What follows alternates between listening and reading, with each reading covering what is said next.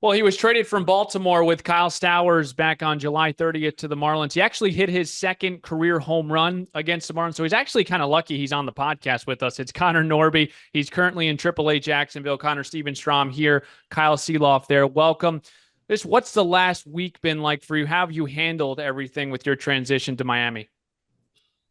It's been hectic to say the least. Um, it's you're planning, you're trying to get ready for a game that night, and then you get the phone call. Um, Being a young guy, you don't really know what the phone call is going to be for, and you're like, well, I'm either a day. The day is obviously ingrained in your head, but especially in that org for the last couple of years. Like we've always felt it's a stressful day for everybody, and uh, you don't really know what the phone call is going to be about, especially as a young guy. You're like, am I going to get optioned or what's happening? And then everything happened, and obviously super excited when it happened. Bitter at the time too, a little bit because you have to leave everybody that you've met along the way, and that's all I've been with for the last since I've been drafted, and um, got down to Jacksonville late last week, got into some games, trying to get comfortable again, really at the plate. Feeling better the last couple of days, but staff's been awesome, players have been awesome here. It's been, I think, as seamless, as it could go. It's going to be so hectic for. I mean, there's a lot of new guys, so it's been hectic for everybody, and I'm sure um, staff is feeling the same way too. But I think it's gone pretty well. Obviously, I'm eager to get to Miami, but I'm enjoying it here so far. How shocked were you? Um, Probably 2 weeks prior, I was like, okay, like there's a solid chance. I actually thought last year there was a better chance for me to have been moved. But when you're in the lineup that night in the big leagues, you're like, well, I'm not expecting too much. Like we had, especially when Mateo was hurt at the time, like they didn't. At least in my head, I was like, I think I'm staying. I think I'm playing tonight, and we go from there. And so everything kind of happened really fast, and um, but I've had good conversations with Brownie down here. I've had good conversations with. I've talked to Skip. I've talked to the infield coach up there. Talked to Bendix, um, and I've had good conversations with them. Good. Connor, they're obviously in recent seasons, everybody knew about the system that you were in Baltimore and how challenging it was at times for young guys to get an opportunity because they were so loaded and performing so well. You had a hard time cracking the door and breaking the door down.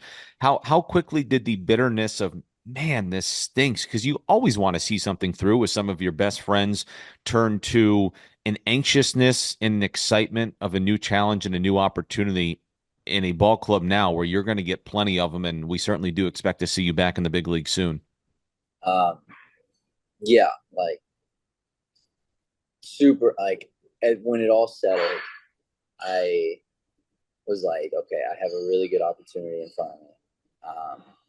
I can be upset about leaving my everything I've known, friends, all that stuff. I can be upset about that, but at the end of the day, I am excited, and I've said that multiple times. I am thrilled to be here. It's a great opportunity, and I want to be a part of the future here for however long that is. I want to be here for a long time.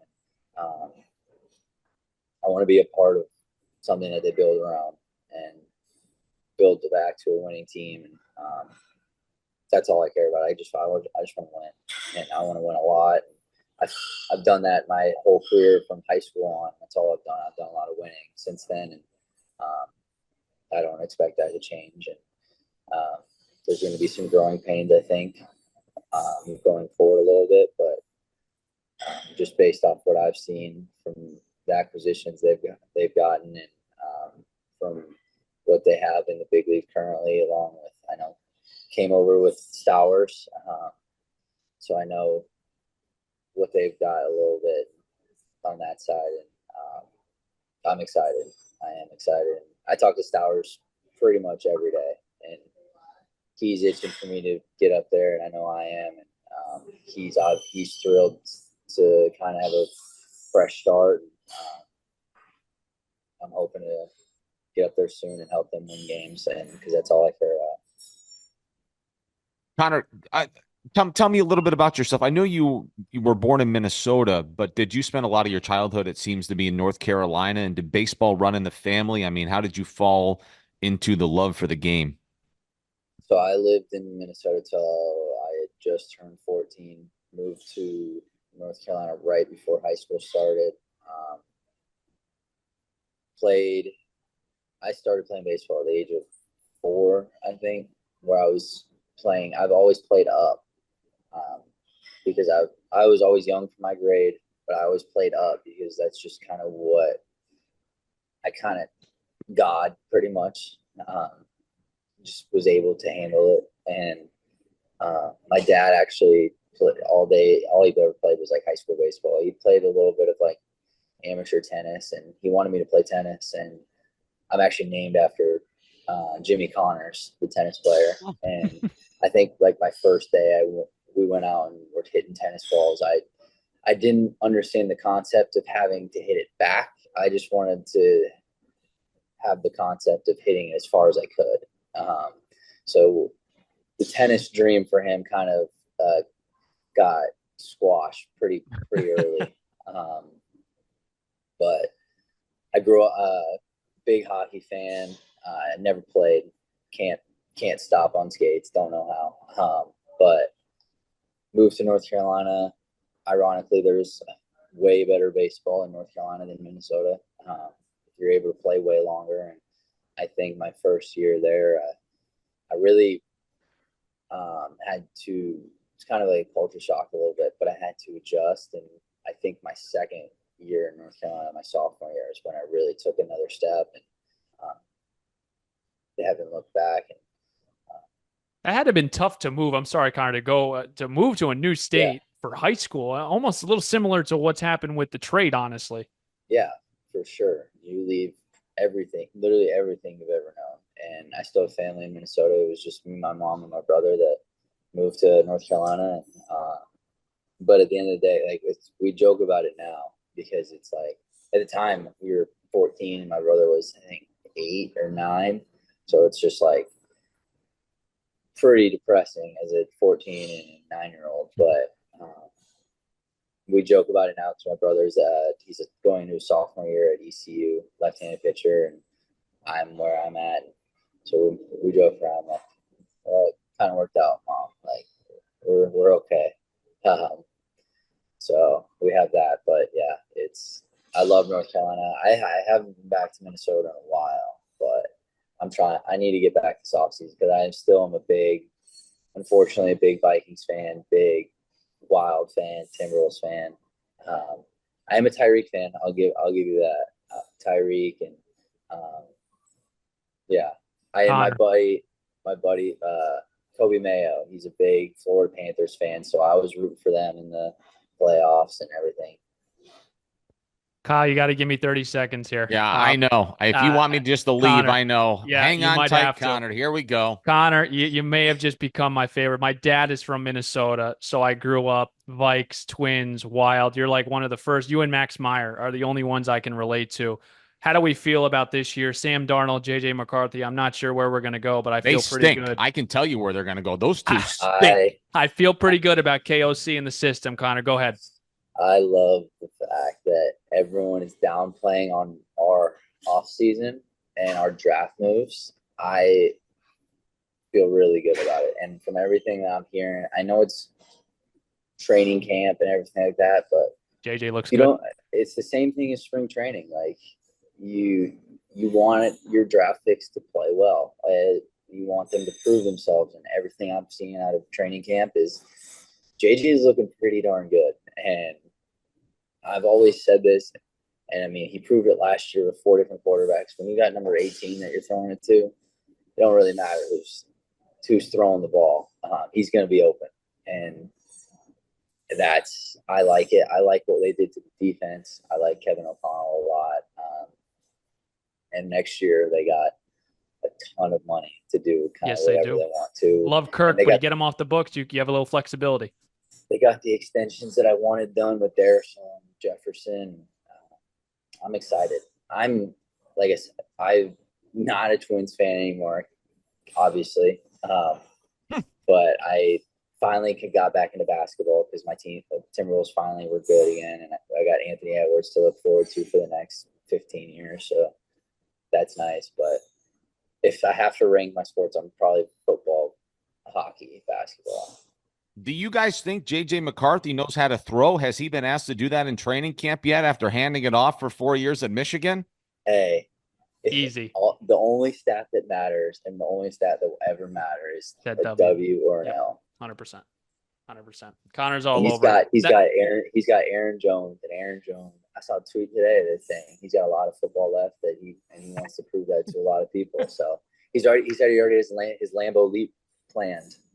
Oh my God. Connor, are you playing NCAA for PS5 or anything? Yes, way too much. Yeah, me too. Way too much. In fact, I was almost late for this meeting. Were you a Mauer and Morneau guy real quick, and then we'll get back to the actual baseball? I was a Mauer and Torrey. Torrey Hunter. Torrey was my guy. Yeah. Mauer, obviously, hometown kid. First overall. Sweet lefty swing, yeah. But Torrey he's Spider-Man. He really was. All right, Kyle, I got one more left. I got my Minnesota fix. Look, man, we're not going to beat around a bush. Obviously, it's tough when you're in the majors. You get traded. You're down in AAA. But you only have to, you really have to fix your mind to say, I'm here. What can I hone in on? We know you play at this level at the majors. What are you trying to really hone in on, clean up on, polish before you get back up to the majors?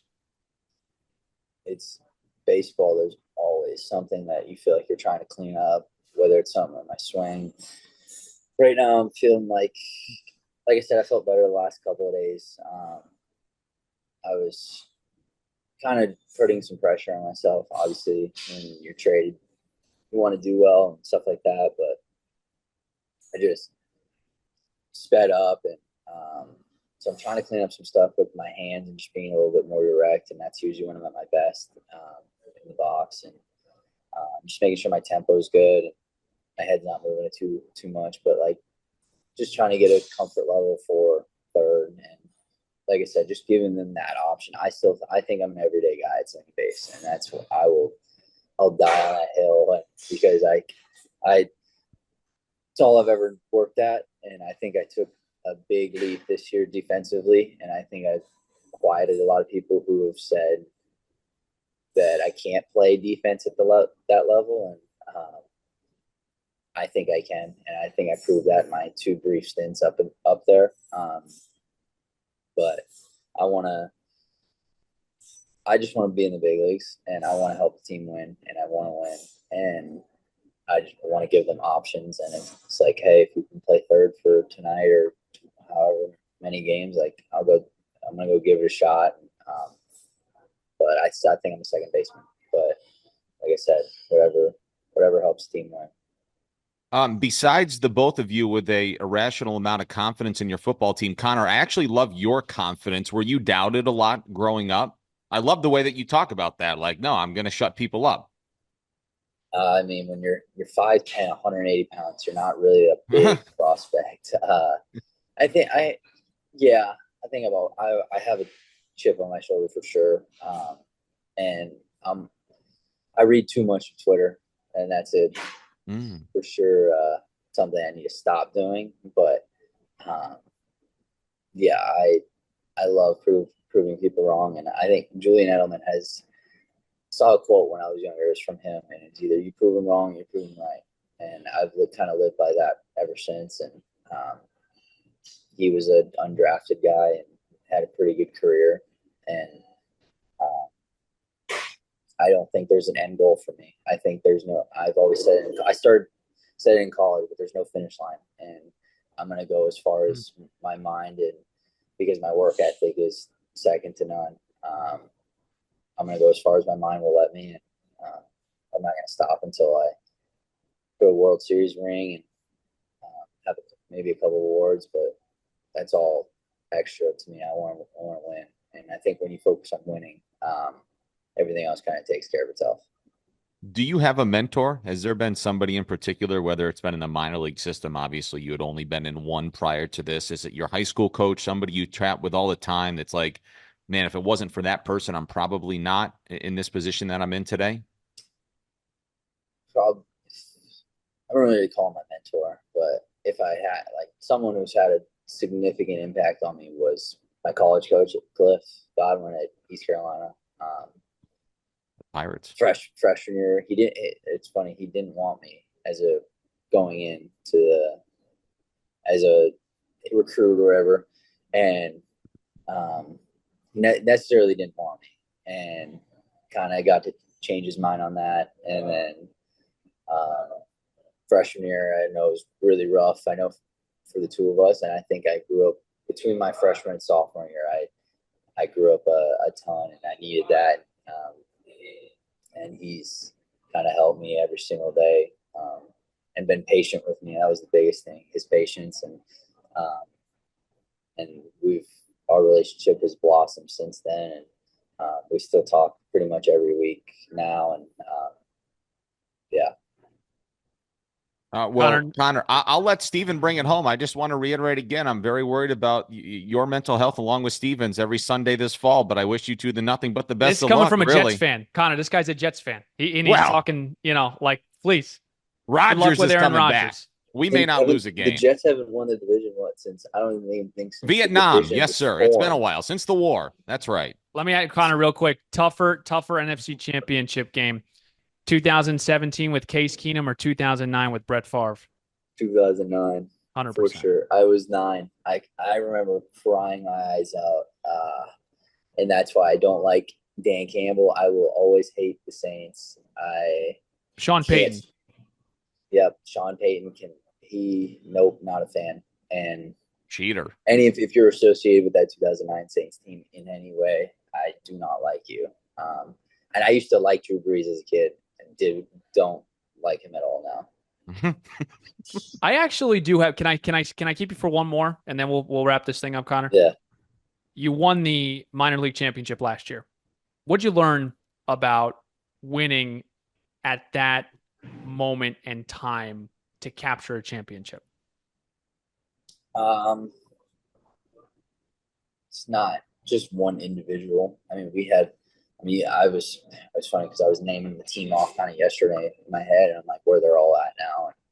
And a lot of guys have gone their separate ways, and there's a lot of big leaguers on that team right now. And we all year we were on it from pitch one of the season, and we were.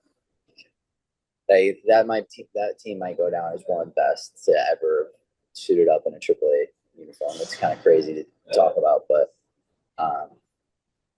it was anyone can have a game on any given night, and it takes a team to win. It's not just one or two guys, and that's what I definitely learned that from that team. Because we had so many big names, we had so much talent. We had guys hitting our 7 or 8 hole that were any other team. They might be even in the big leagues or hitting a 3 or 4 spot for another team.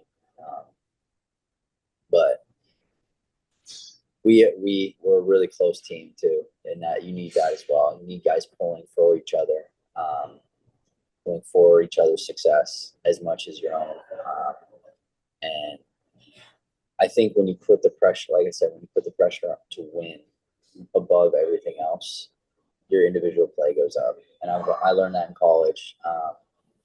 And stop trying to focus on having 4 hits a night. If you start focusing on, like, even situationally, like run on second, nobody out. Okay, I need to move the runner. You might, for me at least, there might be a good chance I get a hit because I'm trying. That's what I want to do. I want to hit the ball backside. And so it's just like little things like that. If you can just switch your your thought process, it can change the outcome dramatically. Well, Connor, you just earned a follow on Twitter right now. Steven, I just have one comment before we sign off. Connor, let the guy go. I just want to say you this really. I think you're soft spoken, but I like the attitude and the chip on your shoulder. And I'll tell you this, I can't wait to see you here in Miami because we need a lot more guys like that. A lot of guys that are ready to mix it up a little bit. And I love your attitude. So I can't wait to see you here in Miami, man. I'm so pumped that the Marlins were able to get you. And like I said, I'm glad you're not hitting a home run against us anymore. And good luck in your road to glory mode. Excited to get up there too. And thank you. And yeah, it was funny. I was like, when I got traded, I was on the phone with my agents. I was like, hit a homer. They traded for me, I guess. But yeah, it's kind of crazy how it all works. And I'm excited to get up. Yeah. All right. Connor Norby, everyone. Thank you again for the time, Connor. We appreciate it.